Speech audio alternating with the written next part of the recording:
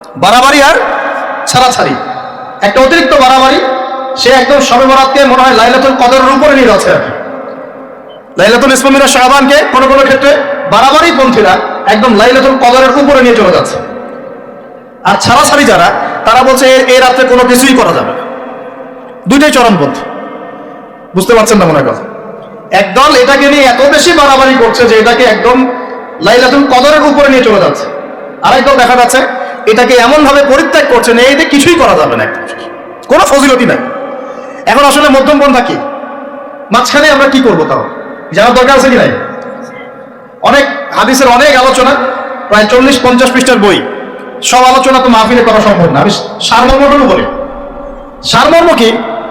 হাদিসের শবে বরাত নামে কোনো শব্দ নাই, এক নম্বর কথা। কি নাই ভাই? শবে বরাত নামে কোনো শব্দ নেই। আছে লাইলাতুন নিসফুম মিনাশ শাবান, শাবান মাসের মধ্য রজনী। শাবান মাসের মধ্য রজনী। শাবান মাস কি? উত্তর, নবী সাল্লাল্লাহু আলাইহি ওয়াসাল্লাম রমজান মাসের পর যে মাসে রোজা রাখতে বেশি গুরুত্ব দিয়েছেন তার নাম শাবান। আমার সাথে বলেন, শাবান মাস কি? নবী সাল্লাল্লাহু আলাইহি ওয়াসাল্লাম রমজানের পরে যে মাসে রোজা রাখতে খুব বেশি গুরুত্ব দিয়েছেন তার নাম শাবান। আয়েশা রাদিয়াল্লাহু আনহা তিনি বলতেন যে শাবান মাস আসলে নবী সাল্লাল্লাহু আলাইহি ওয়াসাল্লাম এত বেশি বেশি রোজা রাখতেন যে মনে হতো তিনি রোজা ছাড়বেনই না, সারা মাস রেখে ফেলবেন। বেশি থেকে বেশি রোজা রাখতেন শাবান মাসে। প্রশ্ন হচ্ছে কেন? উত্তর, এমনিতে এই মাসটা বরকতময় এবং এই মাসে আল্লাহ পাক তার রহমতে বিপুল সংখ্যক মানুষকে জাহান্নাম থেকে মুক্তি দান করেন। সুবহানাল্লাহ। নবী সাল্লাল্লাহু আলাইহি ওয়াসাল্লাম এই মাসকে তাজিম করতেন। এই মাসের সম্মানার্থে, এই মাসে আল্লাহর রহমত বরকতের স্বার্থে নবী করিম সাল্লাল্লাহু আলাইহি ওয়াসাল্লাম এই মাসে বেশি বেশি রোজা রেখেছেন। সুন্নত কি শিখলাম? শাবান মাসে বেশি বেশি রোজা রাখার সুন্নত। একটা কি পেলাম ভাই? শাবান মাসে বেশি বেশি রোজা রাখার সুন্নত। আপনি যদি মুকিম হন, শরীর সুস্থ থাকে, মুসাফির না, আপনার সুস্থতা আছে, সব ঠিক আছে, আপনি চেষ্টা করবেন এই মাসে বেশি বেশি রোজা রাখার। পারা যাবে ইনশাআল্লাহ? এটা নবীর সুন্নত হবে। আরেকটা হাদিস মাথায় নিয়ে না, আজকে সারা ওয়াজ ভুলে গেলে এই ওয়াজটা বলেন না। কি হাদিস? নবীজি বলছেন, তোমাদের সামনে, হে আমার সাহাবীরা, তোমাদের সামনে এমন একটা যুগ আসছে, ওই যুগে আমার সুন্নতকে ধরে রাখাটা হাতের মধ্যে আগুন ধরে রাখার মতো হবে। আমি অনেকদিন এই লেকচারে এই হাদিসটা বলেছি। তোমাদের সামনে এমন একটা কঠিন যুগ আসছে, জামানা সবরিন, সবরের যুগ, কঠিন যুগ। ওই যুগে ঈমান ধরে রাখা, না আমার সুন্নতের উপর থাকা, হাতে আগুন ধরে রাখার মতো হবে। ওই যুগে যদি তোমরা আমার একটা সুন্নতকে জীবিত করতে পারো, সমাজে একটা সুন্নত মরে গেছে, ওটাকে আবার জীবিত করতে পারো, তাহলে 50 জন শহীদ সাহাবীর নেকি পাবে। হাদিসটা বুঝলেন? শুধু নেকি না, আপনি 50 জন শহীদ সাহাবীর নেকি পাবেন যখন চলমান সমাজে একটা সুন্নত মিটে গেছে, নাই, মানুষ আমল করছে না, কিন্তু আপনি সেটাকে জীবিত করলেন। পারা যাবে ইনশাআল্লাহ? একটা দেখাচ্ছি, যেমন সাহাবীদের যুগে মানুষ মসজিদে ঢুকলে কি করতো জানেন? আগে 2 রাকাত নামাজ পড়তো। কি করতো? মসজিদে ঢুকেই, ওযু অবস্থায় মসজিদে ঢুকেই তারা বসতেন না। আগে 2 রাকাত নামাজ পড়তেন, দুখুলুল মসজিদ বা তাহিয়াতুল মসজিদ, তারপরে বসতেন। আর নবীজি বলেছেন কিয়ামতের আগে আগে এই দুখুলুল মসজিদ, তাহিয়াতুল মসজিদ, এই নামাজটা উঠে যাবে। উঠে আছে না? আস্তে মসজিদে ঢুকলে মানুষ ধাপ করে বসে পড়ে, তাই না? মানুষ ভুলেই গেছে না সুন্নত। এখন আপনি যদি এই সুন্নতটাকে আবার জীবিত করতে পারেন, ইনশাআল্লাহ 50 জন শহীদ সাহাবীর নেকি পাবেন। সমাজে এখন দাড়ি শেভ করা ফ্যাশন হয়ে গেছে, বুঝছেন? অনেকে শেভ না করলে চাকরি দেয় না। শেভ না করলে কি হয় না? চাকরি পাওয়া যায় না। স্কুলে তো না, কলেজে গিয়ে পড়তে গেলে ক্লাস করতে দেয় না। দাঁড়িয়ে আছে, যাও সব করে আসো, তাই বলে। এখন সমাজ চলছে উল্টা। এখন যদি আপনি নবীর সুন্নতকে আবার জীবিত করতে পারেন, 50 জন শহীদ সাহাবীর নেকি পাবেন। রাতে ঘুমানোর সময় একটা সুন্নত আছে, 33 বার সুবহানাল্লাহ, 33 বার আলহামদুলিল্লাহ, 34 বার কি আল্লাহু আকবার। বহু মানুষই পড়ে না। আপনি যদি পড়তে পারেন, ইনশাআল্লাহ আল্লাহ পাক আপনাকে রেখে দিবেন। সমাজে বহু মানুষ চুল একদম এখন মেসি রোনাল্ডো কাট, তাই না? মেসি কাট আর রোনাল্ডো কাট। আর আমি সিলেট অঞ্চলে দেখে আসছি এখন লন্ডন কাট, 2 পাশ ছিলে মাঝখানে চুল, লন্ডন থেকে শিখে আসছি। এখন চুলেরও কিন্তু সুন্নত আছে কি নাই? দাড়ির যেমন সুন্নত আছে, চুলের সুন্নত নাই।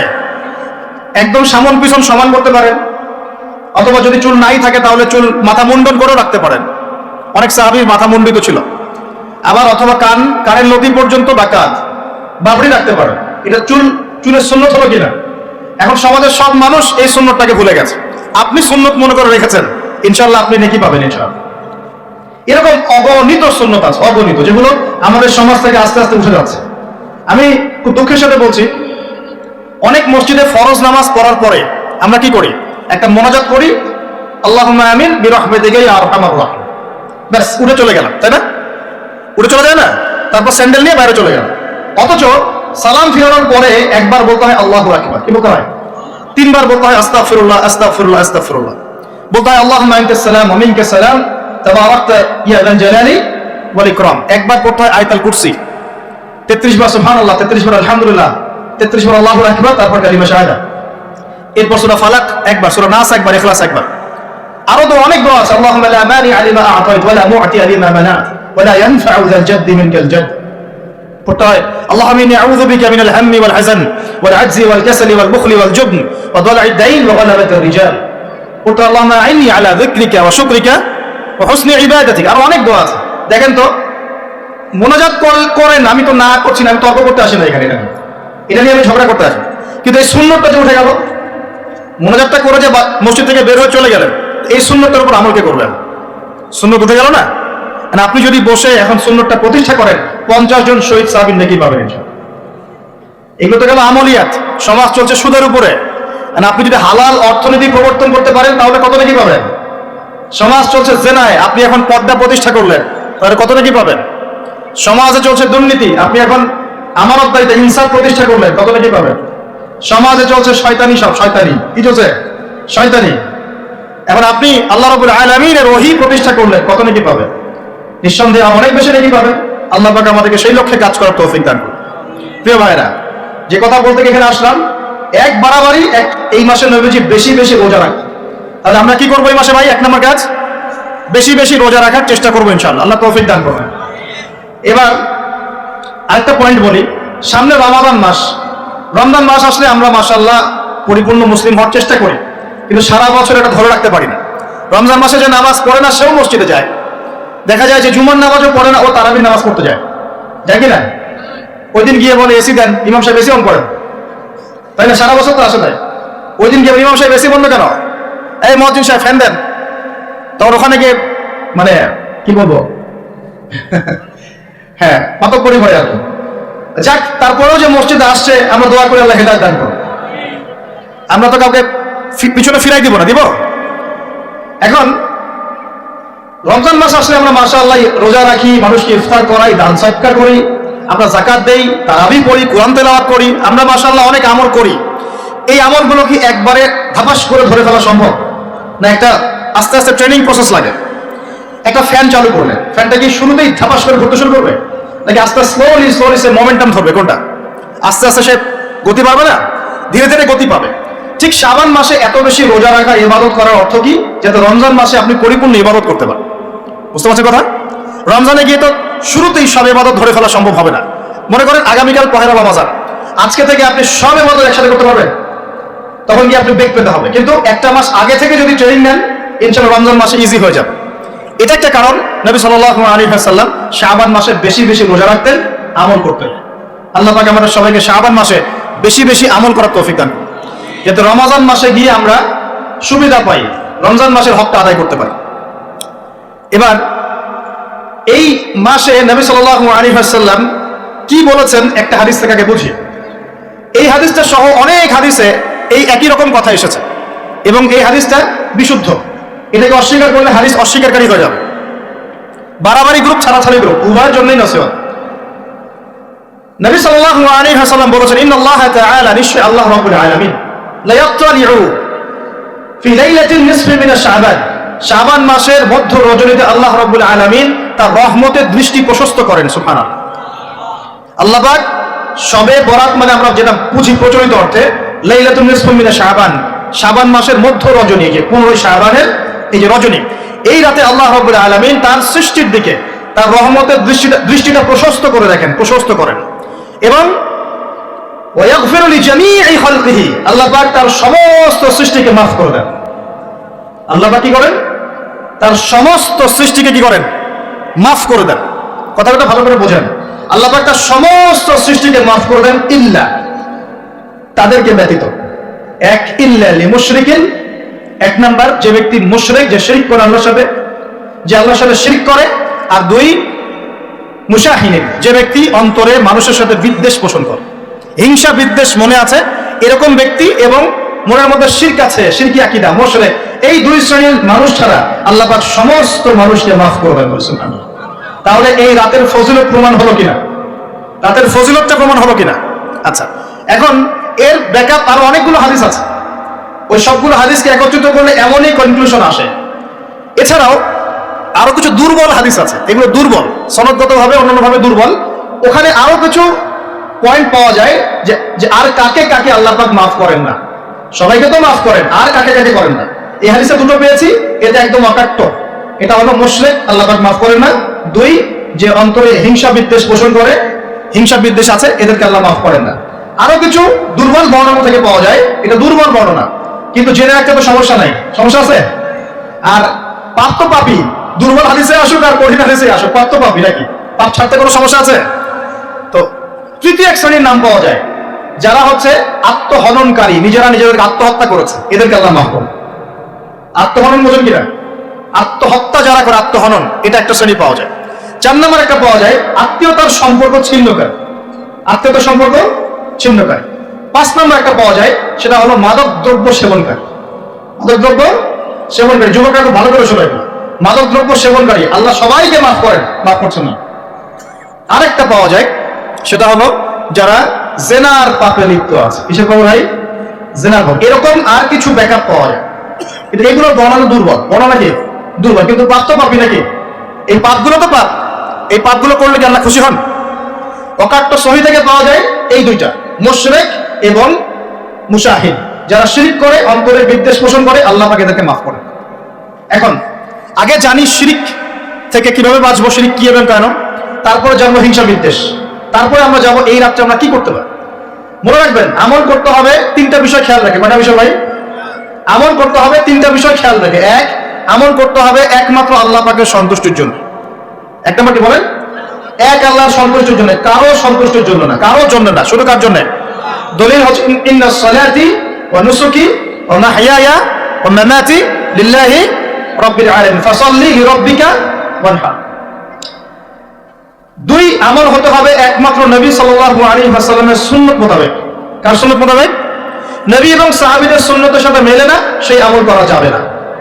নবী এবং সাহাবীদের সুন্নতের সাথে মেলে না, সেই আমল করা যাবে না। 3 নম্বর, আমলটা যত সুন্দরই মনে হোক, আমলটা যত সুন্দরই মনে হোক আর যত মানুষই করুক, যত মজাদার মনে হোক না কেন, নবী করেন নাই, সাহাবীদের থেকে প্রমাণ নাই, আমল করবো না। করলে বেদাত হয়ে যাবে। কি হবে? বেদাত হয়ে যাবে। আর 3 নম্বর হচ্ছে, আমলগুলো করার আগে অবশ্যই আপনার রিজিকটাকে হালাল করতে হবে। কি করতে ভাই?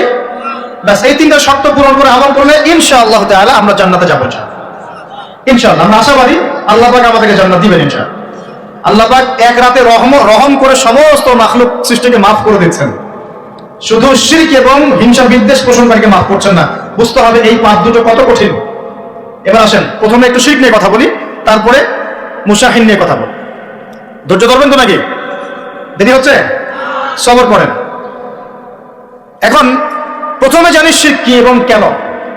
শিরক হচ্ছে এমন একটা পাপ, যেই পাপ আমলনামায় থাকলে পরে বিনা তওবায় যদি সেই ব্যক্তি মারা যায়, আল্লাহ পাক তাকে মাফ করবেন না। ভালো করে শোনেন, শিরক এমন একটা পাপ, যে পাপ যদি আমলনামায় থেকে যায়, বিনা তওবায় সে মারা যায়, শিরকের পাপ নিয়ে আল্লাহর সামনে দাঁড়ায়, আল্লাহ তাকে মাফ করবেন না। দলিল সূরা নিসা, আল্লাহ পাক বলেন, ইন্নাল্লাহা লা ইয়াগফিরু আন ইউশরাকা বিহি ওয়া ইয়াগফিরু মা দুনা যালিকা লিমান ইয়াশা। আল্লাহ পাক তার সাথে শিরকের গুনাহ মাফ করবেন না, এছাড়া যে কোনো গুনাহ যাকে ইচ্ছা মাফ করবেন। বুঝাচ্ছি, মনে করেন একজন ব্যক্তি জিনা করেছে, কথা নাউজুবিল্লাহ, একজন ব্যক্তি জিনা করেছে বা মিথ্যা কথা বলেছে বা ধরেন মদ খেয়েছে ইত্যাদি। এখন সে তওবা করলে তো মাফ পেতই, তওবা করলে মাফ হতো না? তওবা করলে মাফ তো পেতই। মনে করেন তওবা না করেই মারা গেছে, আল্লাহ পাক চাইলে কিয়ামতের মাঠে এই পাপ বিনা তওবাতেই মাফ করতে পারে। কথা বুঝতে পারেন? বুঝতে পারছেন না মনে হয়। মনে করেন একজন ব্যক্তি মদ খেয়েছে, জিনা করেছে ইত্যাদি, সে তওবা করার ফুরসত পায় নাই, বিনা তওবায় মারা গেছে।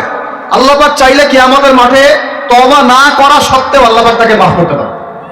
কিন্তু একজন ব্যক্তি শিরকের পাপ করেছে, তওবা না করে মারা গেছে, আল্লাহ পাক কিয়ামতের মাঠে শিরকের পাপ মাফ করবে। আমি কি বলতে পারছি?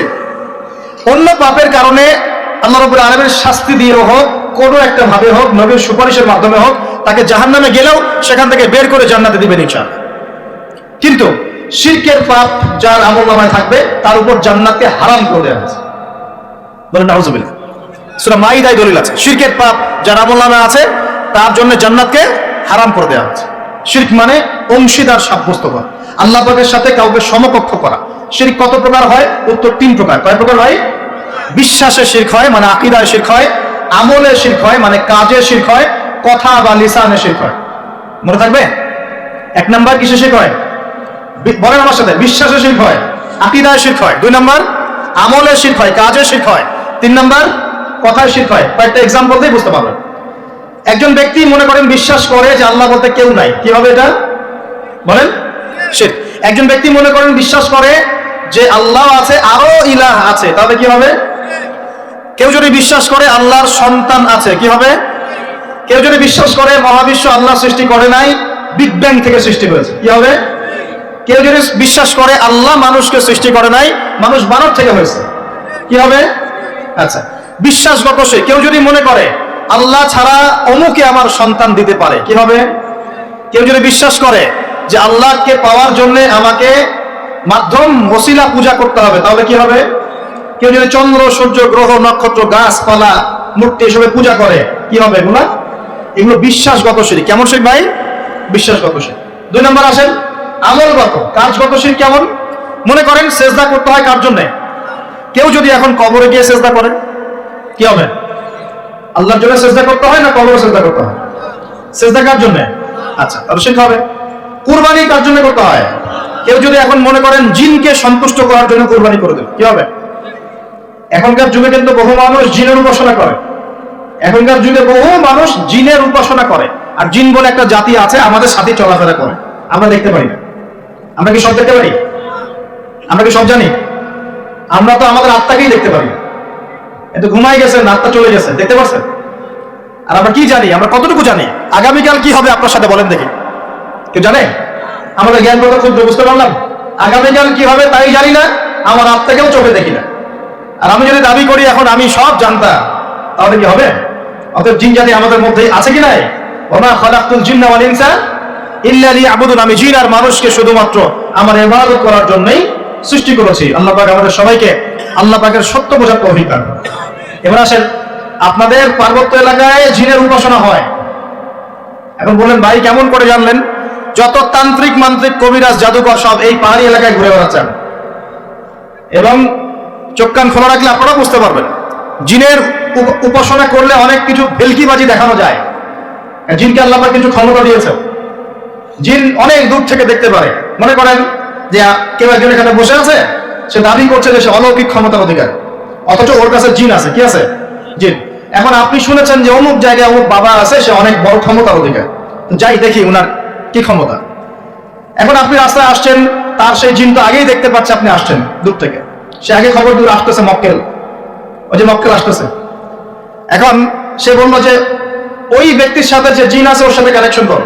সবার সাথে একটা জিন আছে না? আছে কি নাই? একটা করে জিন শয়তান আছে না সবার সাথে? 2 জন ফেরেশতা, 1 জন জিন সবার সাথেই আছে, আছে কি নাই? আপনার জিন জানে আপনার সাথে অতীতে কি হয়েছিল?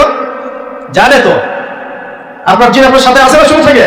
তাহলে আপনি 1 মাস আগে কি করেছেন আপনার জিন তো জানে। ও ভবিষ্যৎ জানে না, কিন্তু অতীত তো জানে। ও তো ভবিষ্যৎ জানে না, কিন্তু অতীতে আপনি কি করেছেন ও তো জানে, জানে না? এখন ওর সাথে এই কারিনের সাথে যোগাযোগ করছে। ওকে বলছে এই তো 1 মাস আগে অমুক মেয়ের পিছনে দৌড়াইছিল, এই 1 মাস আগে অমুক একটা মেয়ের পিছনে দৌড়াইছে, ওই মেয়েকে পাওয়ার খুব চেষ্টা করছে, কিন্তু 1 মাস আগে ব্যবসায়ী কাজ করছে, এটা 1 মাস আগে ওই কাজ করছে। এখন আপনি হেঁটে হেঁটে আসলেন, এদিকে খবর পাস করা শেষ, এসে বললেন বাবা আপনার কি ক্ষমতা, আমি আপনার ক্ষমতার নিদর্শন দেখতে চাই।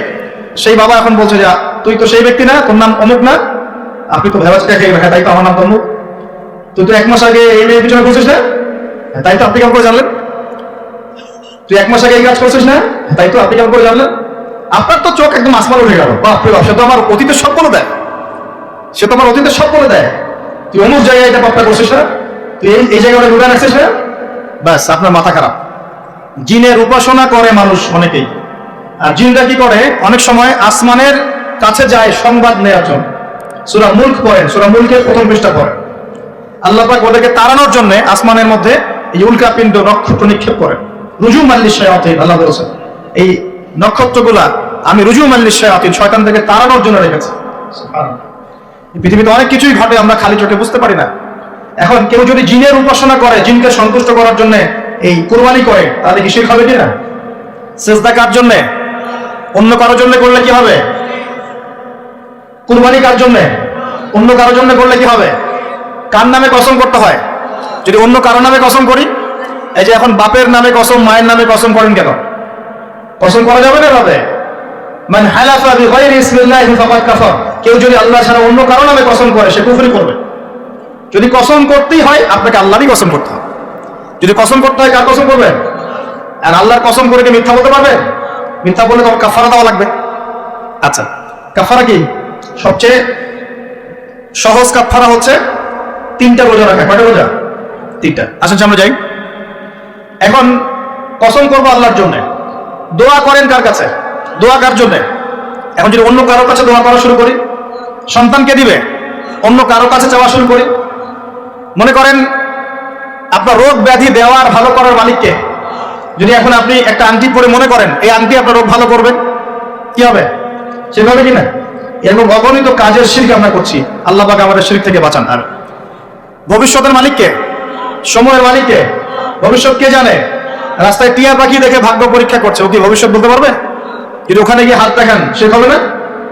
রাশিফল দেখা যায়, রাশিফল কি? রাশিফল আজকে তোমার দিনটা কেমন যাবে, কালকে তোমার দিনটা কেমন যাবে, আছে না? তো এগুলো বিশ্বাস করলে কি হবে? এবং পদে পদে শিরকে নিমজ্জিত আছে। এগুলো তো গেল আমলগত শিরক, আরো অনেক শিরক আছে। আমাদের কথার মধ্যেও শিরক হয়। কিসের মধ্যে? কথার মধ্যে। যেমন আমরা বলি ডাক্তার ভালো ছিল, না হলে রোগীকে বাঁচানো যেত না, বলি কিনা? অনেকে বলি না? শিরক হবে।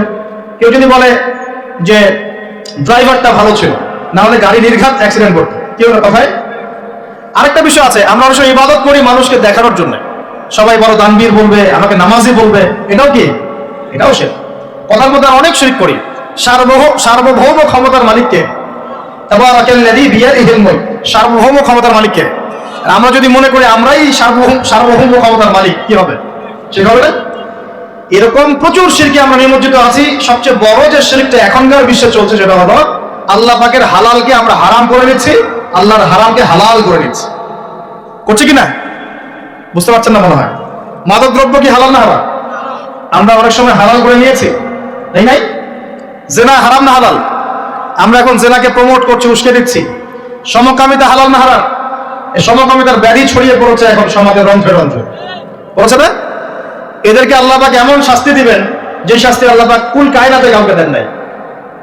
কেমন শাস্তি দিবেন?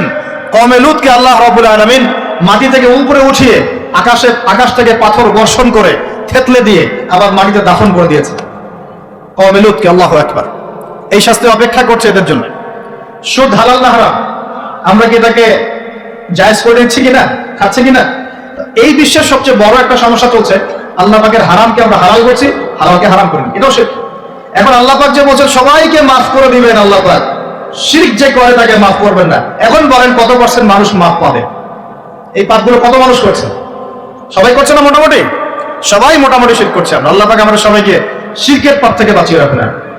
এর পাশে একটা শিরক আছে রিয়া বা গোপন শিরক, লোক দেখানো আমল, এটাও গোপন শিরক। আরেক শ্রেণী। আচ্ছা, এখানে একটা কথা বলে রাখি, এই শিরকগুলো থেকে বেঁচে থাকলে কি হবে? শিরক থেকে বেঁচে থাকলে আপনার আমলনামায় যদি আসমান জমিন সমান গুনাহও থাকে, আল্লাহ পাক সমস্ত গুনাহ মাফ করে দিবেন ইনশাআল্লাহ। মনে করেন একজন ব্যক্তির আমলনামায় জেনা, সুদ, ঘুষ, হাবি জাবি দুনিয়ার পাপ দিয়ে ভর্তি, কিন্তু কোনো একটা কারণে বা কোনো একভাবে তার আমলনামায় শিরকের কোনো গুনাহ নাই, শিরক করে নাই, ইনশাআল্লাহ তাআলা কোনো না কোনো ওসিলায় হলে আল্লাহ পাক তাকে কিয়ামতের মাঠে মাফ করে দিবেন ইনশাআল্লাহ। একটা হাদিস বললেই যথেষ্ট হবে, তারপরে সামনে যাব। রাসূল সাল্লাল্লাহু আলাইহি ওয়াসাল্লামকে আল্লাহ পাক মেরাজের রাতে ওয়াদা করেছেন। কোন রাতে ভাই? মেরাজের রাতে ওয়াদা করেছেন, হে মুহাম্মদ সাল্লাল্লাহু আলাইহি ওয়াসাল্লাম, তোমার উম্মতের মধ্যে যে কোনো ব্যক্তি যত বড়ই পাপ করুক না কেন, আসমান জমিনের সমানও যদি পাপ করে আমার সামনে দাঁড়ায়, কিন্তু তার আমলনামায় শিরকের পাপ নাই, আমি আল্লাহ তার সামনে আসমান জমিন সমান ক্ষমা নিয়ে হাজির হব, মানে সে মাফ পেয়ে যাবে। অতএব শিরক মুক্ত আমল করতে পারলে ইনশাআল্লাহ এই নিসফু মিনাশ শাবান, লাইলাতুন নিসফি মিনাশ শাবান, এই শবে বরাত যেটা আপনারা বলছেন, এই রাতে আল্লাহ পাকের ক্ষমা আমরা পেয়ে যাবো ইনশাআল্লাহ। শিরক মুক্ত আমল করতে পারলেই ক্ষমা হবে ইনশাআল্লাহ। আল্লাহ পাক আমাদের সবাইকে শিরক থেকে বেঁচে থাকার তৌফিক দান করুন। এই শিরক সম্পর্কে বিস্তারিত জানার জন্য শিরক কি ও কেন, কিতাবুত তাওহীদ, তারপরে কোরআন সুন্নাহর আলোকে ইসলামী আকীদা, এই বইগুলো পড়াশোনা করেন, ইনশাআল্লাহ জানতে পারবেন। আরেক শ্রেণীর মানুষকে আল্লাহ পাক মাফ করবেন না। এরা কারা? মুশাহিন। মুশাহিন মানে কি? যারা একে অপরের সাথে হিংসা বিদ্বেষ পোষণ করে। এখন বলেন দেখি, হিংসা বিদ্বেষ পোষণ করেন এমন মানুষ আছে এখন? বলেন দেখি। রাজনৈতিক অঙ্গনে একজন একজনের সাথে হিংসা করছে কিনা? সামাজিক নেতৃত্ব নিয়ে একজন একজনের সাথে হিংসা করছে কিনা? পরিবারের মধ্যেও একজন একজনের সাথে হিংসা করছে কিনা? ভাই ভাই একজন একজনের সাথে হিংসা করছে কিনা? আলেম একজন একজনের সাথে হিংসা করছে কিনা? করছে না? বক্তা একজন একজনের সাথে হিংসা করে কিনা? ধর্ম থেকে শুরু করে বিশ্ব রাজনীতি পর্যন্ত হিংসার দাবান হলে এখন পুরো বিশ্বের মানুষ জ্বলে পড়ে শেষ হয়ে যাচ্ছে, হচ্ছে না? মহিলা হিংসা করে কিনা? সতীনে হিংসা করে কিনা? সতীন বোঝেন কিনা? বিয়েই তো করেন নাই, সতীন বুঝবেন কি? সতীন কি জিনিস? দুই বউ, এক বউ কি হয়? সতীনে হিংসা করে কিনা? আয়েশা রাদিয়াল্লাহু আনহার বাসায়, মানে ঘরে, নবী সাল্লাল্লাহু আলাইহি ওয়াসাল্লাম বসে আছেন, ঢুকেছেন, আর অন্য একজন স্ত্রীর ঘর থেকে একটা খাবার আসতে পারে না, আল্লাহ বসে মহব্বত করে হাদিয়া দিয়েছেন। আয়েশা রাদিয়াল্লাহু আনহা যখন দেখলেন তার ঘরের মধ্যে খাবার পাঠিয়েছে অন্য একজন স্ত্রী, পুরো থালাটাকে মাথার উপর নিয়ে ধাবাস করে ভেঙে ফেলে দিলেন। তো রাসূলুল্লাহ সাল্লাল্লাহু আলাইহি ওয়াসাল্লাম মুচকি হাসছেন, আর উপস্থিত হয়তো আরো দু একজন ছিলেন, তাদেরকে বলছেন তোমাদের মা রাগ করেছে। তিনি নিজেই হাতে সেগুলো তুললেন, সব ভাঙাচোরা পিসগুলো নিজে তুলে রেখে দিয়ে ভালো থালা বাটিগুলো হাদিয়া পাঠালেন ওই স্ত্রীর ঘরে, যে ঘর থেকে খাবার এসেছে। এইভাবে ডিল করতে হয় আর কি। রাসূল সাল্লাল্লাহু আলাইহি ওয়াসাল্লাম তখন রাগ হন নাই, কেন এই কাজ করলাম। আরেকদিন আয়েশা রাদিয়াল্লাহু আনহা একটা কথা বলে ফেলেছেন। নবী সাল্লাল্লাহু আলাইহি ওয়াসাল্লাম তার কোন এক স্ত্রীর কাছ থেকে এসেছেন। আয়েশা রাদিয়াল্লাহু আনহা বলছেন, আপনি তার কথা কিভাবে স্মরণ করেন? সে তো একটু খাটো, এরকম একটা কথা বলেছে, সে তো একটু খাটো, একটু বেটে। আয়েশা রাদিয়াল্লাহু আনহাকে আমাদের নবীজি বলছেন, শোনো, তুমি এমন একটা কথা বলেছো, আমাদের সবার জন্য হেদায়েত আছে, তুমি এমন একটা কথা বলেছো, এই কথাটা যদি সমুদ্রের সাথে মিশিয়ে দেওয়া হয়, পুরো সমুদ্রের পানি দূষিত হয়ে যাবে। নাউযুবিল্লাহ। এই যে এতটুকু কথা, যে সে তো একটু খাটো ইয়া রাসূলুল্লাহ, এই যে এতটুকু কথা খালি, এই যে কত কালো, কত অমুক, কত তমুক, কত গরিব, কত কৃষক, কত ছোট লোক, কত এই যে রিক্সাওয়ালা, আমরা কথা বলি না এগুলো? আমাদের এগুলো কথা আছে না সমাজে? এগুলো বলার সাথে সাথেই এটা এমন পাপ হয়ে যায়, সাগরের মধ্যে এই পাপ মিশিয়ে দিলে সাগরের পানি নষ্ট হয়ে যাবে। নাউযুবিল্লাহ। এরকম হিংসা বিদ্বেষ মনে থাকলে তাসকিয়া পাওয়া যায় না। তাসকিয়া মানে আত্মশুদ্ধি। তো এখানে এটা স্বভাব সুলভ মানুষের মধ্যে এসে যায়, আসে কিনা? আসে না? এই সবে লাইলাতুল নিসফ মিনাশ শাবানের হাদিসগুলোর মধ্যে একটা হাদিসে আসছে, সনদের কথা আমি বলছিলাম, আমি প্রসঙ্গটা বলছি, যে আয়েশা রাদিয়াল্লাহু আনহা বলছেন, আমি ঘুম থেকে উঠে দেখি রাসূল সাল্লাল্লাহু আলাইহি ওয়াসাল্লাম নামাজ পড়ছেন। কি পড়ছেন? নামাজ। তার ঘরে নামাজ পড়ছেন। নামাজে এত লম্বা সেজদা করছেন যে আমার কাছে মনে হলো নবী মনে হয় ইন্তেকাল করেছেন। নাউযুবিল্লাহ। তারপরে আমি তাকে তার বুড়ো আঙ্গুল ধরে নাড়া দিলাম। নবী সাল্লাল্লাহু আলাইহি ওয়াসাল্লাম তাড়াতাড়ি নামাজ শেষ করলেন। শেষ করে বললেন, আজকে রাত এমন একটা রাত, এই রাতে আল্লাহ রাব্বুল আলামিন তার অসংখ্য বান্দাকে মাফ করে দেন। এরপর তিনি আবার ঘুমিয়ে গেলেন। আয়েশা রাদিয়াল্লাহু আনহা এবার উঠে বলছেন, আমি দেখলাম যে নবী সাল্লাল্লাহু আলাইহি ওয়াসাল্লাম আমার ঘরে নাই। তখন তিনি বলছেন, আমার মনের মধ্যে তখন ওই ফিলিংস আসলো যেটা মেয়েদের মধ্যে স্বভাব স্বরূপ চলে আসে। আমি মনে করলাম যে রাসূলুল্লাহ সাল্লাল্লাহু আলাইহি ওয়াসাল্লাম কি অন্য কোনো স্ত্রীর ঘরে চলে গেলেন আমাকে ছেড়ে। তখন আমি চাদর মুড়ি দিয়ে তাকে পিছু নেওয়া শুরু করলাম। পিছে গিয়ে দেখলাম রাসূল সাল্লাল্লাহু আলাইহি ওয়াসাল্লাম ওই জান্নাতুল বাকি বলি না আমরা, বাকিয়ে বারকাত, মদিনায় মসজিদ নববীর পাশে কবরস্থান আছে না, ওই কবরস্থানে নবী সাল্লাল্লাহু আলাইহি ওয়াসাল্লাম দাঁড়িয়ে মাইয়াতের জন্য দোয়া করছেন। সুবহানাল্লাহ। আয়েশা রাদিয়াল্লাহু আনহা গিয়ে দাঁড়ালেন। নবীজি বললেন, তুমি কি মনে করছো আমি তোমার সাথে প্রতারণা করছি? আমি তোমার হক নষ্ট করবো? বরং আজকের রাতে আল্লাহ রাব্বুল আলামিন অগণিত মানুষকে মাফ করে দেন বলে। সুবহানাল্লাহ। এই হাদিসগুলো এসেছে সবে বরাত প্রসঙ্গে। এখানেও দেখেন আয়েশা রাদিয়াল্লাহু আনহা কিন্তু একটু জেলাসি ফিল করেছেন যে আমার ঘর থেকে আবার অন্য স্ত্রী ঘরে চলে গেল কিনা। এগুলো স্বভাব সুলভ, এগুলো আসতে পারে, এগুলো মানুষের মধ্যে কি আসতে পারে, কিন্তু বিদ্বেষ পোষণ করে একে অপরের ক্ষতি করে দেওয়া, এই কাজগুলো যারা করবে আল্লাহ পাক এই রাতে ওদেরকে মাফ করবেন না। এখন আমাদের জন্য আগে নসিহত দুইটা। এই রাত্রের ফজিলত পেতে হলে নসিহত আগে দুইটা। এক, আমাদের আকীদা আমলে কোনো শিরক থাকা যাবে না, বলি আমিন। আল্লাহ কবুল করুন। আমাদের আকীদা এবং আমলে কোনো প্রকার শিরক রাখা যাবে না। দুই, আমরা মনের মধ্যে কোনো ভাইয়ের প্রতি হিংসা বিদ্বেষ রাখবো না। রাখবো ইনশাল্লাহ? রাখবো না। আমরা কোনো ভাইয়ের প্রতি হিংসা বিদ্বেষ পোষণ করবো না ইনশাল্লাহ। একটা হাদিস বললেই আপনি বুঝে ফেলবেন, তারপর আমি সামনে যাচ্ছি। এরপরে আমি আস্তে আস্তে ফিনিশিং দিব ইনশাল্লাহ। আল্লাহর রাসূল বলেছেন সাল্লাল্লাহু আলাইহি ওয়াসাল্লাম, তিনি বলেছেন যে তোমরা ততক্ষণ পর্যন্ত জান্নাতে যেতে পারবে না, ভালো করে শোনেন, তোমরা ততক্ষণ পর্যন্ত জান্নাতে যেতে পারবে না যতক্ষণ তোমরা প্রকৃত মুমিন না হচ্ছ, প্রকৃত মুমিন না হচ্ছ। আর তোমরা ততক্ষণ পর্যন্ত প্রকৃত মুমিন হতে পারবে না যতক্ষণ পর্যন্ত না পরস্পরকে ভালো না বাসছো, পরস্পরকে ভালো না বাসছো। এই ভালোবাসা আবার বয়ফ্রেন্ড গার্লফ্রেন্ড ভালোবাসা না, দিনই ক্ষেত্রে ভালোবাসা। আর আমি কি তোমাদেরকে জানিয়ে দেব কি করলে তোমরা পরস্পরকে ভালোবাসতে পারবে? সাহাবীরা বলছেন অবশ্যই বলুন ইয়া রাসূলুল্লাহ। নবীজি বলছেন তোমরা একে অপরকে সালাম দেওয়ার অভ্যাস করো, ইনশাআল্লাহ তোমরা একে অপরকে ভালোবাসতে পারবে। ইসলামের সৌন্দর্য দুটা, কয়টা ভাই? বেশি বেশি মানুষকে সালাম দেয়া এবং মানুষকে খাবার খাওয়ানো। কি খাওয়ানো? আরেকটা মনে রাখবেন, কিয়ামতের আগে আগে মানুষ বাছাইকৃত মানুষকে সালাম দিবে, সবাইকে সালাম দিবে। চলছে কিনা সমাজে? কিয়ামত দূরে না কাছে? এটা আজকে আলোচনার টপিক না, তাহলে আমি বলতাম যে কতগুলো আলামত আপনি দেখতে পাবেন। এখন আমরা বুঝতে পারলাম এই রাতের ফজিলত আছে, আছে কি নাই? এই রাতের ফজিলত কি? আল্লাহ পাক এই রাতে অগণিত বান্দাকে মাফ করে দিবেন ইনশাআল্লাহ। তবে কোন কোন মানুষকে মাফ করবেন না? এক নম্বর, যারা মুশরিক বা শিরক করে, হ্যাঁ, একে অপরের প্রতি কি বলেন, মুশাহিন, বিদ্বেষ, হিংসা বিদ্বেষ পোষণ করে, এই দুই শ্রেণীর মানুষের অন্তর্ভুক্ত হওয়া থেকে আল্লাহ আমাদেরকে বাঁচাক, আমিন। এরপরে দুর্বল হাদিসগুলো বা যেগুলো একদম দুর্বল সমাজের, সেগুলোর মধ্যে অতিরিক্ত এসেছে আত্মীয়তার সম্পর্ক ছিন্ন করলে মাপ পাচ্ছে না, আত্মহত্যা করলে মাপ পাচ্ছে না, জেনা করলে মাপ পাচ্ছে না, মাদকদ্রব্য সেবন করলে মাপ পাচ্ছে না। এই পাপগুলো থেকেও আল্লাহ তাআলা আমাদেরকে বাঁচিয়ে রাখুন বলি। এখন কিভাবে এই রাতে আমরা ইবাদত করব জানার দরকার কিনা? তার আগে ইবাদত কবুলের কয় শর্ত বলেছে? 3। আল্লাহ সন্তুষ্টির জন্য হতে হবে, নবীর সুন্নাহ মাফিক হতে হবে, এবং 3 নম্বর হচ্ছে হালাল রিজিক থাকতে হবে, হারাম খেয়ে ইবাদত করা যাবে না। এখন আসেন, কোন হাদিসের মধ্যে স্পেসিফিকলি বলা নাই যে এই রাতে এই এই এই এই ইবাদত করতে হবে, কোন হাদিসের মধ্যে পাওয়া যায়? কথা বলার চেষ্টা করুন। যেমন লাইলাতুল কদর সম্পর্কে বলা হচ্ছে না, যে লাইলাতুল কদরে যারা কিয়াম করবে, হ্যাঁ, দিনে সিয়াম রাখবে, রাতে কিয়াম করবে, কোরআন তেলাওয়াত করবে, কোরআন দিয়ে কিয়াম করবে, আল্লাহ ওদেরকে মাফ করে দিবেন, একটা আমল দেওয়া আছে। লাইলাতুল কদরে নবী সাল্লাল্লাহু আলাইহি ওয়াসাল্লাম যা করতেন সেগুলোর মধ্যে আমল দেওয়া আছে।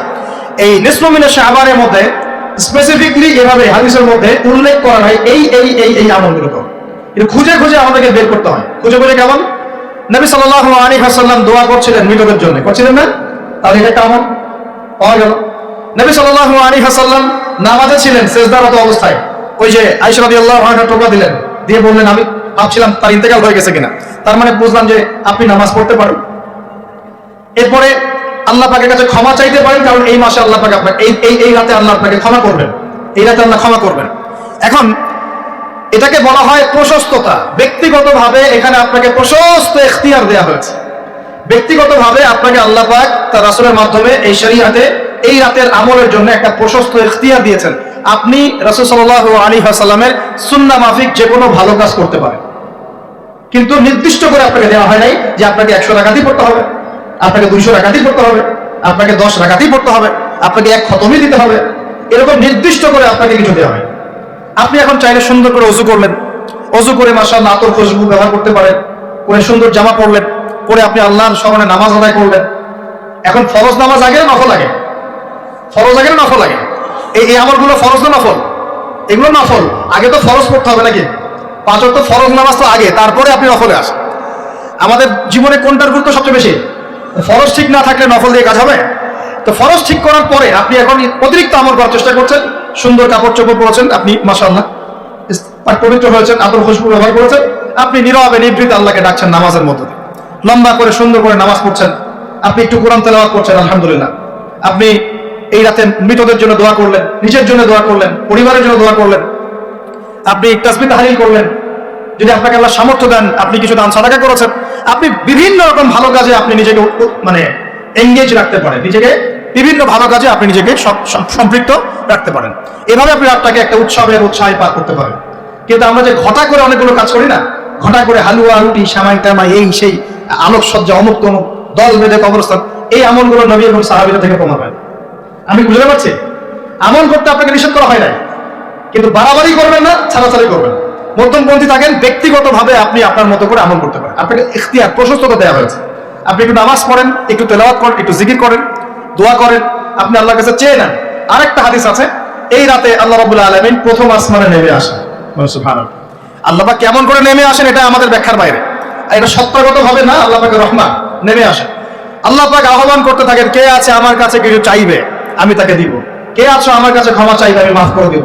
কে আছো আমাকে ডাকবে, আমি তার ডাকে সাড়া দিব। সুবহানাল্লাহ। আল্লাহ পাক এই পুরো রাত বলতে থাকে। আরেকটা কথা মনে রাখবেন, এভাবে কিন্তু আল্লাহ পাক প্রত্যেক রাতেই বলতে থাকেন, শুধু এই একটা রাতেই নয়, প্রত্যেক রাতেই আল্লাহ পাক বলতে থাকেন। কিন্তু এই রাতে স্পেশালি আল্লাহ পাক অগণিত মানুষকে মাফ করে দিবেন ইনশাআল্লাহ। তা আমরা আল্লাহর কাছে দোয়া করি, আল্লাহ পাক আমাদের সবাইকে যেন সুস্থতার সাথে শাবান মাসে বেশি বেশি রোজা রাখার তৌফিক দান করে, এবং যে আমলগুলো সুন্নাহ সম্মত, এই সুন্নাহ সম্মত আমলগুলো আল্লাহ আমাদের করার তৌফিক দান। বাড়াবাড়ি পর্যায়ে চলে যাবেন না, একবার ছাড়াছাড়ি পর্যায়ে চলে যাবেন। মধ্যমপন্থী থাকে, রাতের ফজিলতটাকে আল্লাহর কাছে চেয়ে নেন, এবং আল্লাহর কাছে মাফ পাওয়ার জন্য যে পাপগুলোকে ছাড়তে হবে, যেমন শিরক, হিংসা বিদ্বেষ ইত্যাদি ইত্যাদি, এই পাপগুলোকে ছেড়ে দিয়ে আল্লাহর কাছে নিজেকে প্রমাণ করার চেষ্টা করি। আল্লাহ পাক আমাদের সবাইকে তৌফিক দান করুন, বলি আমিন। আকুলু কওলি হাযা আস্তাগফিরুল্লাহ লি ওয়া লাকুম ওয়া লিসাইরিল মুসলিমিন। বারাকাল্লাহু লানা ওয়া লাকুম বিল আয়াতিল হাকীম ইন্নাহু তাআলা জাওয়াদুন কারীমুন রাউফুর রহিম। আপনারা উঠবেন না, আপনারা বসবেন। আমাদের পাশে ভাই তিনি কিছু কথা বলবেন, আমাদের সম্মানিত গেস্ট আছেন, উনি কিছু কথা বলবেন। এরপরে আমরা সংক্ষিপ্ত মুখতাসার দোয়া দিয়ে ইনশাআল্লাহ আমাদের মাহফিল শেষ করবেন। আর যদি কারো কোনো প্রশ্ন থাকে লিখিত আকারে এখানে দিতে পারি ইনশাআল্লাহ।